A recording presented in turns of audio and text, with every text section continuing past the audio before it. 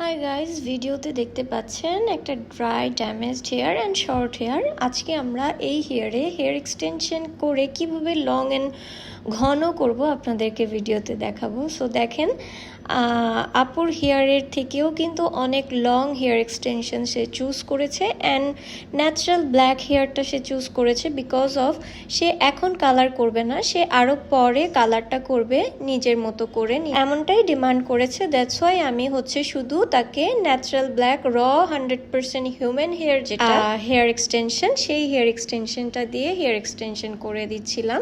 ভিডিওতে step by step কতটা strongly আমি হেয়ার এক্সটেনশনটা করেছি সবকিছুই কিন্তু শো করেছি। And look at this extension, আপুর একদম হিপ বরাবর হয়েছে অ্যান্ড আপুর হেয়ারের সাথেও অ্যাডজাস্ট হয়ে গিয়েছে এক্সটেনশনটা। এটা যখন কালার করবে হেয়ারটা আরও সুন্দর লাগবে। এত লং হেয়ার এক্সটেনশন করতে চলে আসুন বান্থাই বিউটি সালন ওয়ারি ব্রাঞ্চে। আমরা কিন্তু বিটস অ্যান্ড স্টিচ ওয়েতে স্ট্রংলি হেয়ার এক্সটেনশন করে থাকি।